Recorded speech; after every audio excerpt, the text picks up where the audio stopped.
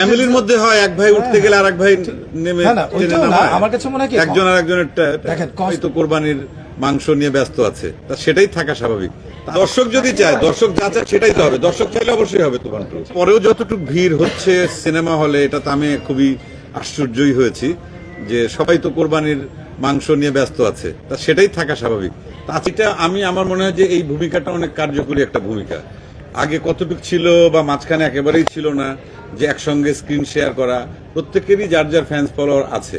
আমাদের যদি প্রত্যেকের উদ্দেশ্য হয় যে বাংলাদেশের সিনেমা শিল্প, সিনেমাকে কত বড় করা যায়, সেই ভাবনা যদি আমাদের মাথায় থাকে, তাহলে পরে বোধহয় আমরা একমত হবে এবং একসঙ্গে কাজ করব।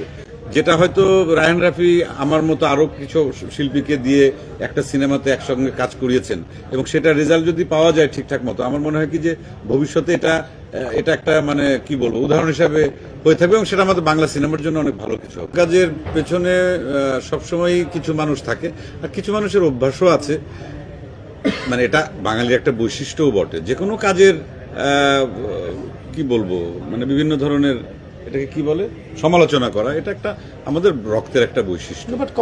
এটা ফ্যামিলির মধ্যে হয় এক ভাই উঠতে গেলে আরেক ভাই নেমে আমার কাছে মনে হয় একজন আর একজনের এইরকম কাজ যদি অন্য কেউ যদি ভালো কিছু কাজ করে, সেখানেও তার মতো সে তার ভূমিকায় থাকবে, আমি আমার মতো ভূমিকা থাকবো। এবং শুধুমাত্র বলছি না যে একটি ছবি দেখতে হবে, যতগুলো ছবি রিলিজ হয়েছে যদি কোনো ছবি দর্শকের যদি ভালো লাগে, আমরা অবশ্যই বলবো ছবিটা যদি ভালো তৈরি হয়ে থাকে।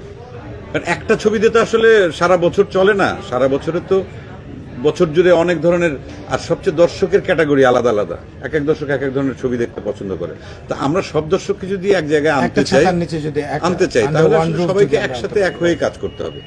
এই মানে কি বলবো পেছন থেকে এগুলো করে ভূমিকা আছে। উনি আমাদের প্রডিউসার, উনি হচ্ছে আমাদের কি বলবো পালের গোদা। উনি না থাকলে, উনি টাকা পয়সা না দিলে আমরা কাজ করবো কিভাবে? তবে আমাদের কথা শোনার চাইতে আমি সবচাইতে যেটা গুরুত্বপূর্ণ মনে করি যে এই যে সিনেমার এখনই শো শেষ হবে, আপনাকে দর্শকের অনুভূতিটা জানার চেষ্টা করি এবং সেটা বাংলাদেশের অন্য যারা দর্শক দেখেননি তাদের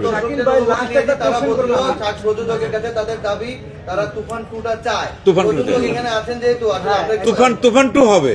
প্রযোজক দর্শক যদি চায়, দর্শক যা চায় সেটাই তো হবে। দর্শক চাইলে অবশ্যই হবে তুফান টু।